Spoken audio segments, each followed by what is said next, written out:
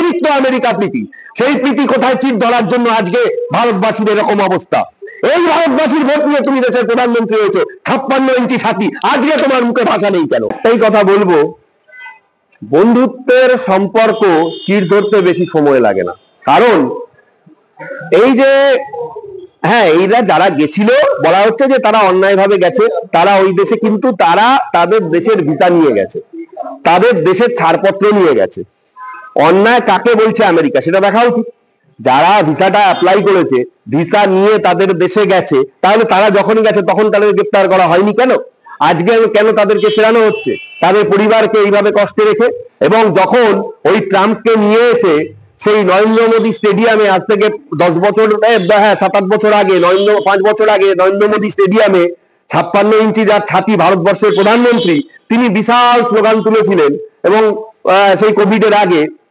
এখন ট্রাম্প তার এত বিশেষ বন্ধু, আজকে ভারতীয়দের যাদের ভোটে আজকে আপনি নরেন্দ্র মোদী হয়েছেন, ভারতবর্ষের প্রধানমন্ত্রী হয়েছেন, ঠিক আছে, তাদের উপর এরকম অত্যাচার হচ্ছে, আপনি ট্রাম্পকে আঙুল তুলে কোনো কথা বলতে পারছেন না?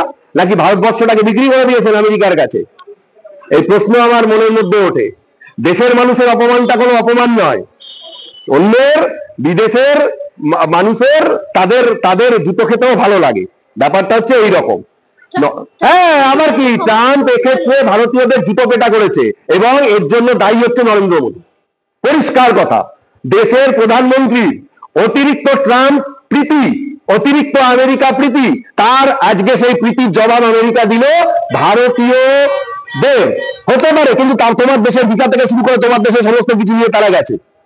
ভারতীয়দের হাতে পায়ে শিকল পরিয়ে দেশে নামানো হয়েছে। ইন্টারন্যাশনাল কোর্টে আমি মনে করি ইন্টারন্যাশনাল কোর্টে আমেরিকার রাষ্ট্রপতি এবং ভারতের প্রধানমন্ত্রী, ভারতের অভিবাসন দপ্তর, এদের বিরুদ্ধে মামলা হওয়া উচিত, এদের বিরুদ্ধে মামলা হওয়া উচিত।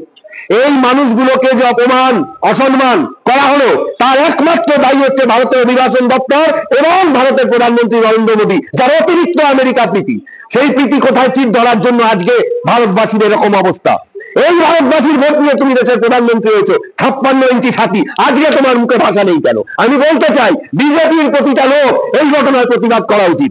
মেকি হচ্ছে দেশকে যারা গদ্দারি করছে তাদের হাতে দেশ ভবিষ্যতে সুরক্ষিত নয়, এটা পরিষ্কার।